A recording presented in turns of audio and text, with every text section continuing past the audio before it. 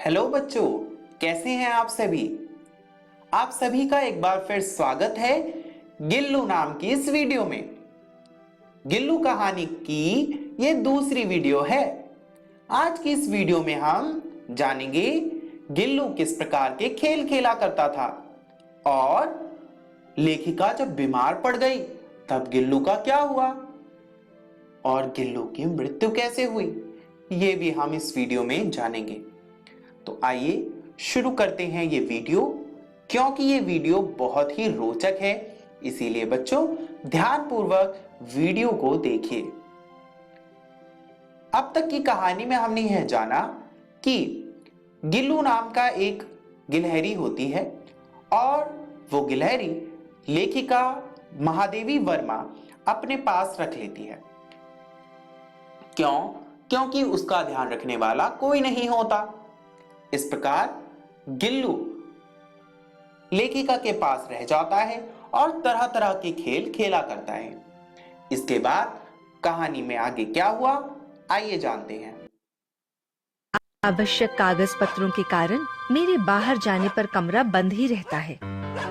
College से लौटने पर जैसे ही कमरा खोला गया और मैंने भीतर पैर रखा, वैसे ही गिल्लू अपने जाली के द्वार से भीतर आकर मेरे पैर से सिर और सिर से पैर तक दौड़ने लगा। तब से यह नित्य का क्रम हो गया। मेरे कमरे से बाहर जाने पर गिल्लू भी खिड़की की खुली जाली की राह बाहर चला जाता और दिन भर गिलहरियों के झुंड का नेता बना हर डाल पर उछलता कूदता रहता और ठीक 4 बजे वह खिड़की से भीतर आकर अपने झूले में झूलने लगता।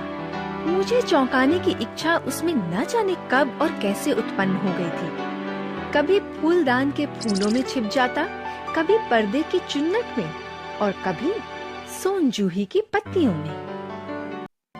लेखिका ने गिल्लू के खेल के बारे में कहा है कि गिल्लू किस प्रकार के रोचक रोचक खेल खेलकर लेखिका को मनोरंजित करता रहता था। इसके बाद लेखिका ने सोनजूही के फूल का वर्णन भी यहीं पर किया है। भूलिएगा नहीं बच्चों, कहानी की शुरुआत में हमने सोनजूही के बारे में जाना था। लेखिका ने सोनजूही का वर्णन कहानी के शुरुआत में भी किया है, कहानी के मध्य में भी किया है और कहानी के अंत में भी किया है। इसलिए आइए आगे जानते हैं क्या है सोनजूही में ऐसा खास। मेरे पास बहुत से पशु पक्षी हैं और उनका मुझसे लगाव भी कम नहीं है, परंतु उनमें से किसी को मेरे साथ मेरी थाली में खाना खाने की हिम्मत हुई है ऐसा मुझे स्मरण नहीं आता। गिल्लू इनमें अपवाद था। मैं जैसे ही खाने के कमरे में पहुंचती, वह खिड़की से निकलकर आंगन की दीवार बरामदा पार करके मेज पर पहुंच जाता और मेरी थाली में बैठ जाना चाहता। बड़ी कठिनाई से मैंने उसे थाली के पास बैठना सिखाया, जहाँ बैठकर वो मेरी थाली में से एक एक चावल उठाकर बड़ी सफाई से खाता रहता। काजू उसका प्रिय खाद्य था और कई दिन काजू ना मिलने पर वह अन्य खाने की चीजें या तो लेना बंद कर देता था या झूले से नीचे फेंक देता था। लेखिका बताती है कि गिल्लू लेखिका के साथ खाना खाया करता था, जबकि लेखिका के साथ खाना खाने की किसी भी पशु की हिम्मत ना थी, पर फिर भी गिल्लू जबरदस्ती लाड प्यार के कारण लेखिका के साथ आकर बैठकर खाना खाने लगता था और लेखिका ने उसे थाली के पास बैठकर खाना खाना भी सिखाया था। इसके बाद लेखिका ने बताया कि गिल्लू को खाने में सबसे ज्यादा काजू पसंद था। काजू गिल्लू का पसंदीदा खाद्य पदार्थ था, यानी खाने की चीज थी। लेखिका यदि गिल्लू को काजू के अलावा कोई चीज दी जाती तो वह उसे अपनी टोकरी से बाहर फेंक देता था या फिर न खाता। आइए आगे जानते हैं इस नटखट गिल्लू के बारे में। मुझे मोटर दुर्घटना में आहत होकर कुछ दिन अस्पताल में रहना पड़ा।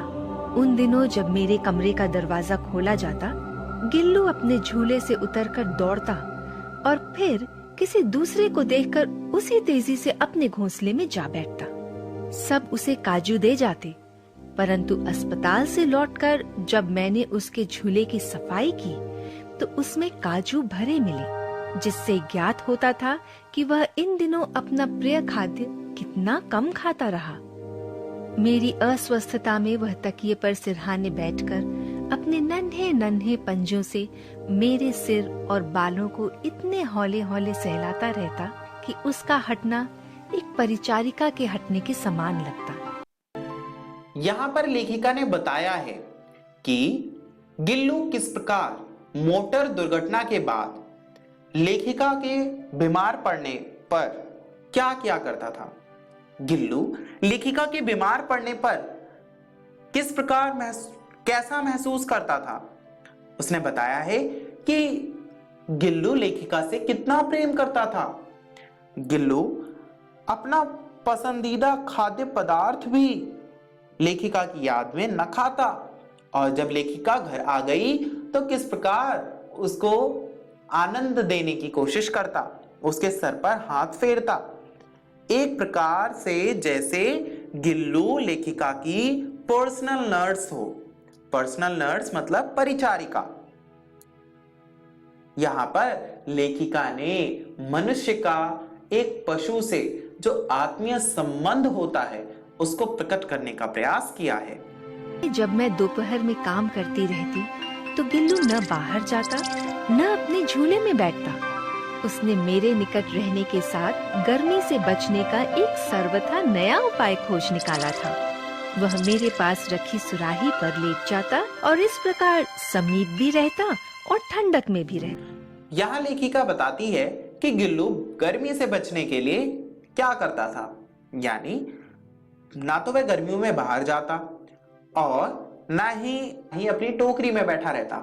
वह लेखिका के समीप रहने के लिए एक सुराही पर जा बैठता और लेखिका के पास भी रहता और गर्मी से भी बचा रहता। से अधिक नहीं होती, अतः गिल्लू की जीवन यात्रा का अंत आ ही गया। दिन भर उसने न कुछ खाया न बाहर गया।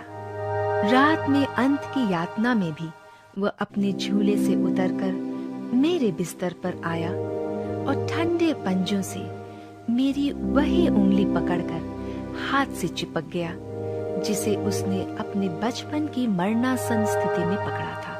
पंजे इतने ठंडे हो रहे थे कि मैंने जाकर हीटर जलाया और उसे उष्णता देने का प्रयत्न किया, परंतु प्रभात की प्रथम किरण के स्पर्श के साथ ही किसी और जीवन में जागने के लिए वह सो गया।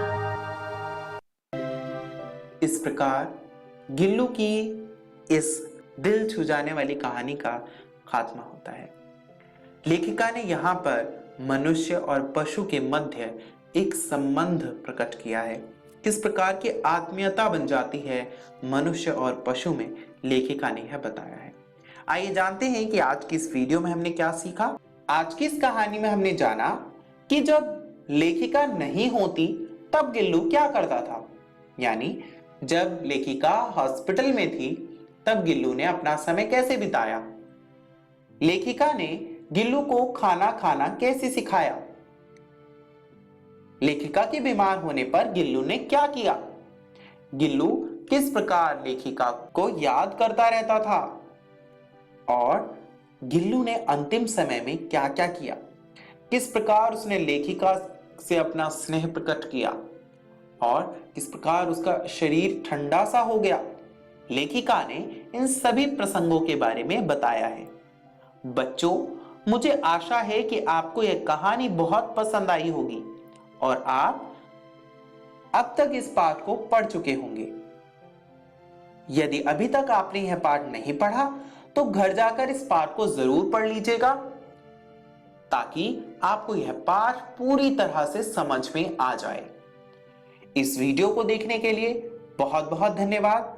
फिर मिलेंगे अगली वीडियो में।